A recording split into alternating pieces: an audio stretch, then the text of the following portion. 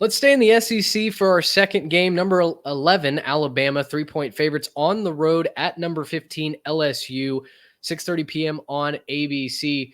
Trey, once again, I'm caught wondering if the home dog is not the obvious bet here. We know that Brian Kelly is just different at home in Death Valley at night. For all the road struggles that he has, for all the close games that he's found a way to lose, LSU doesn't lose at home at night. On the other side, for this Alabama team, I know they're coming off a bye, but the last thing that I'm supposed to pick this game off of on the field performance was an LSU team that just forgot how to cover the read option in College Station, but had done a nice job to that point. Until Garrett Nussmeier started throwing interceptions late when the crowd really got into it, it felt like LSU was going to find a way to salt that game away comfortably. On the other hand, Alabama struggled early against Missouri, a team that we have no confidence in. And by the way, a team that didn't score any points with a backup quarterback who also was throwing multiple interceptions. In fact, when you look at the tape, Alabama really doesn't kickstart that game in their favor until Drew Pine starts throwing it to the wrong colored jersey. I'm going with LSU here at home. You're telling me I get three points and two outcomes.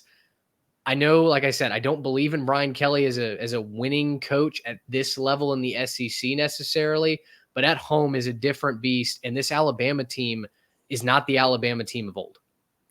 I'm going to go the other way here. I'm going to take Alabama. You're absolutely right. They are not the Alabama team of old, and this is going to be a huge gut check game for Kalen DeBoer as well. I said gut check in the last one. Gut check for Kalen DeBoer, and can you get your guys up to play and find some semblance of the killer instinct that Nick Saban always had when he was in Tuscaloosa. I said it when this happened. I said it when this game happened. Nick Saban would have won that Tennessee game by 20 points.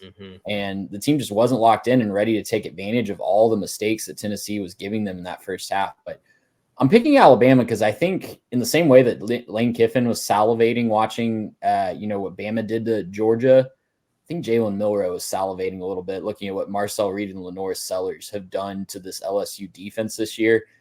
A running QB that can hit a deep ball or two, I think that's the definition of what Jalen Milroe is. Yes, he's improved in some of the other aspects of his game, and he's looked a little uncomfortable at times trying to run a different offense, but what I know Jalen Milroe can do is run the football and hit a deep ball or two. And that seems to be this LSU defense's absolute kryptonite. And like whether SEC Shorts is joking about it or their fans are pulling their hair out watching a freshman come in at Kyle Field and just run right over them, I think that's going to be a real problem for them in this game. But none of that will matter if Alabama's defense can't get off the field. On the season, they've been pretty good. I think they're actually top 20 on the whole season in third down defense.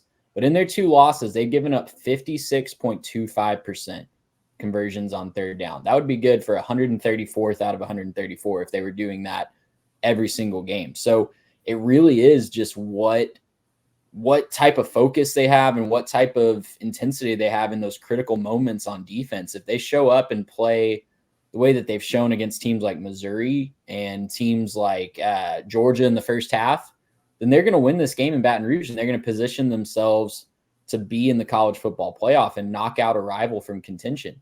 But if they do what they did against Vanderbilt or Tennessee in the second half, when they let the offense get going, especially on third downs, they're going to walk out with a loss, and they're going to be done before the middle of November.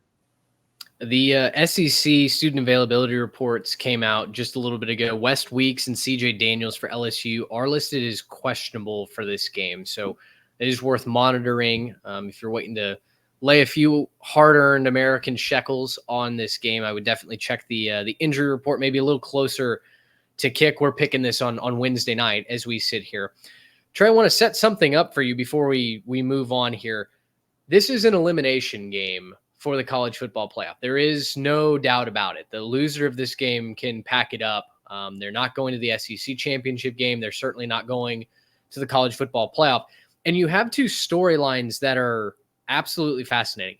If LSU loses, then Brian Kelly will be eliminated from everything that LSU has worked for at home, at night, to your hated rival in Alabama.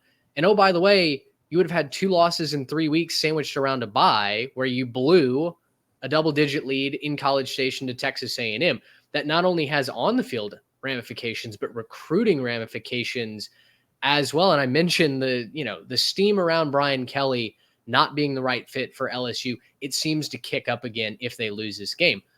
On the other side, the natives are restless in Tuscaloosa. Kalen DeBoer has not been impressive this year, no matter how you slice it for Alabama. If they lose this game on the road in a tough spot at night in Death Valley, it feels like everything that Nick Saban built as far as the toughness, the culture, the winning ways, the finding a way to beat your rival, all of that might be out the window. And maybe that's a knee-jerk reaction. I'm just saying that's how I think it's going to be perceived. Which of these two coaches' legacies and seats warm up the most with a loss? I think it's Brian Kelly because he's at home, and you never want to lose a rivalry game at home when you have a chance to eliminate your rival from playoff contention and really embarrass them. So if he misses this opportunity, yes, I know that he's an underdog. Yes, I know that we've seen some market improvement, especially on the defensive side of the ball for LSU this year. And he's coming off of a year where he lost his Heisman Trophy winning quarterback. That's all true, but LSU fans are a very fickle bunch. They will turn on you extremely quickly. We all remember what happened with Coach O, where he won a national championship, and by the end of the 2020 season, they were ready to run him out of town.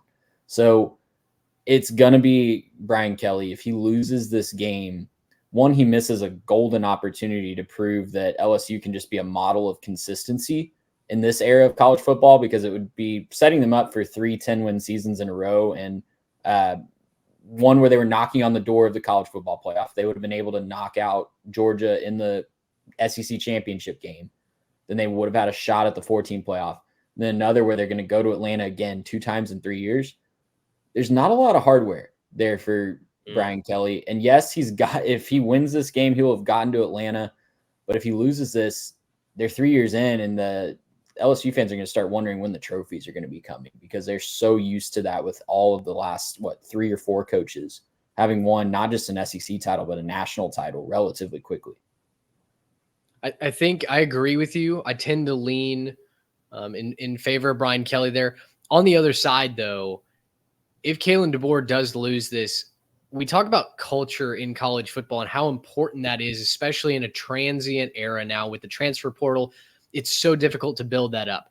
You have to be able to instill those principles and get the most out of your football team in a very quick manner, right?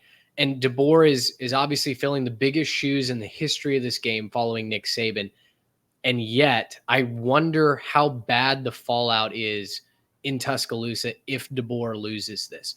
The wins, other than the win against Georgia, have not felt overly impressive. And obviously that Georgia win almost slipped through your fingers as well. It just feels like Alabama is a step slower, a hair sloppier. The penalties have been a major issue for this Alabama team. So I do wonder how quickly smoke starts to rise out of Tuscaloosa if they lose this game.